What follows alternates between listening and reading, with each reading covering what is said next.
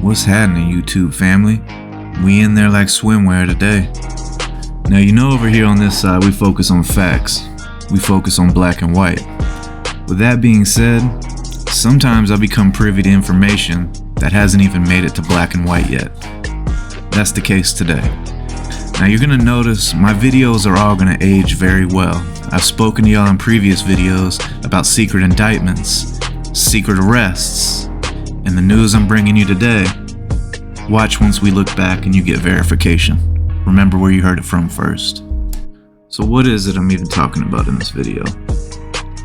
Well, in this video, we're gonna address Marcus Neiman Thornton. That's right, it's Neiman, as in Neiman Marcus. It's not demon, it's Neiman.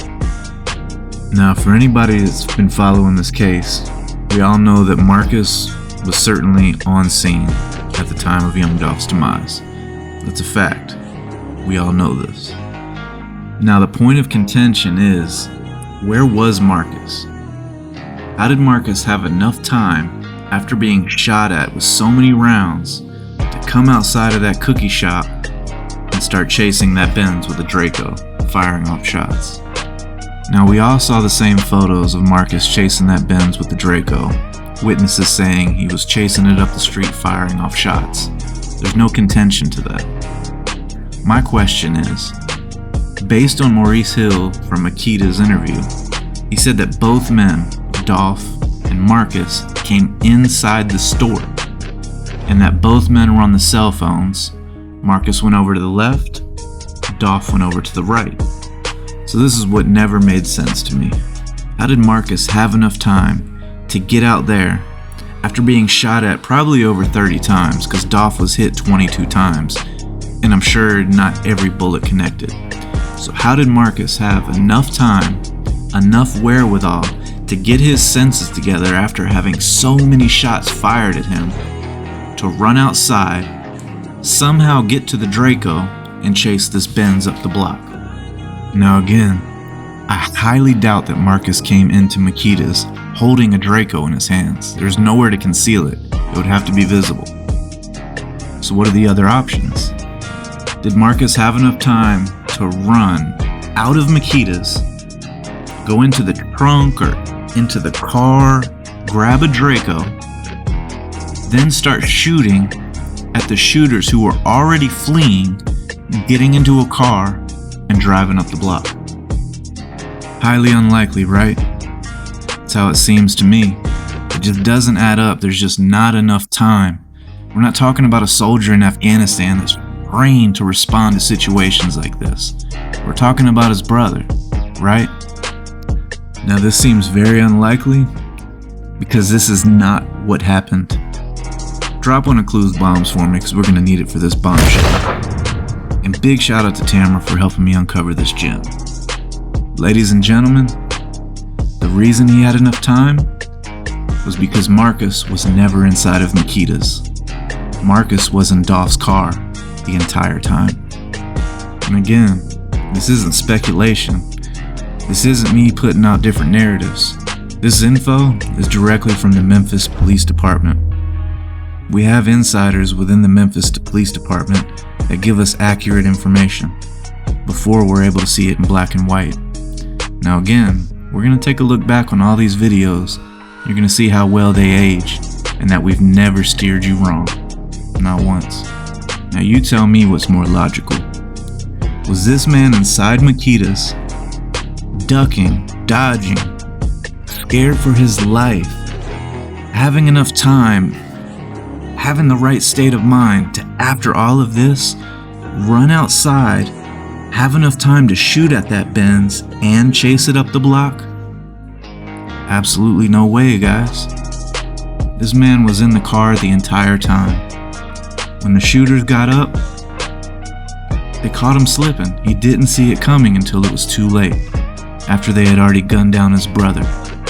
So then he got out the car, and this is where some speculation is going to come in on my end, because there was that original eyewitness, the lady that said there was 2 cars of people that pulled up.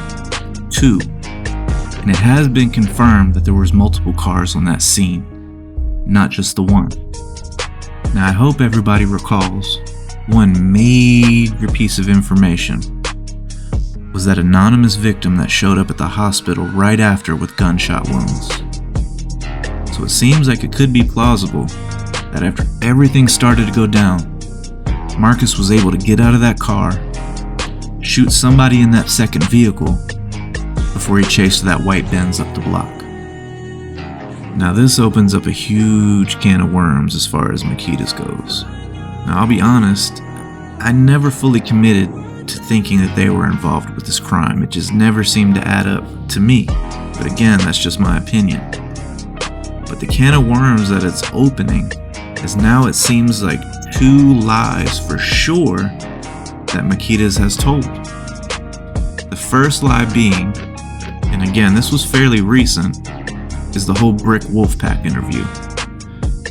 Remember he said why Dolph was really going up to Makedas, but yet every Makedas interview they said he was there to buy cookies for his grandmother. So lie number 1, seems like he was up there for another reason. Lie number 2, we specifically heard Maurice and another Makedas employee say that Dolph and his brother walked into that cookie shop together, which never happened. Now I know this is a lot to digest. It's info you haven't heard before, but it all makes sense, right? It's way more logical for it to go down this way than what everybody else is thinking with him being in the cookie shop. It just didn't go down that way. And y'all might be thinking, who is this guy? Does he really know what he's talking about? I can let you know for sure, there's not many people at all that know more about this Dolph case than yours truly. I'm not privy to the same information that the FBI, TBI, MPD have, but I've been on this thing day and night. I'm sure there's people that know more than me, but most know less. And I'm not talking about maybes and what ifs. You're speaking with somebody that has himself gone to Memphis. I went to Makedas. I have photos of everything. That entire parking lot, both sides. Which I need to add, it's much, much smaller than what it looks like on TV.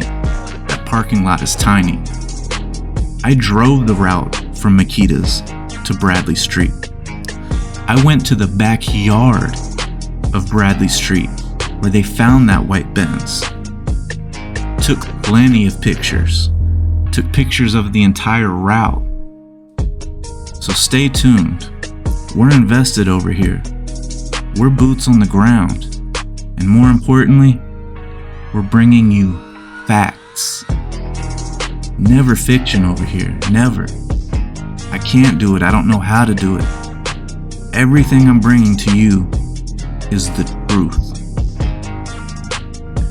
Now before we go, I'm gonna leave y'all with a couple pictures to let you know I know what I'm talking about over here. I got receipts for everything. I highly suggest y'all stay tuned to the next video. I'm gonna have pictures, timelines, information you guys haven't seen or heard anywhere. I want to really know what y'all think in the comments below. You think what I'm saying is accurate? You have a better idea? Let me know. Just please, if you can, like, comment, and subscribe so we can push this into the algorithm and I can keep bringing y'all real content with no angles, with no BS, just facts, black and white, something you can rest your hat on. I appreciate everybody for tuning in, but I'm gone.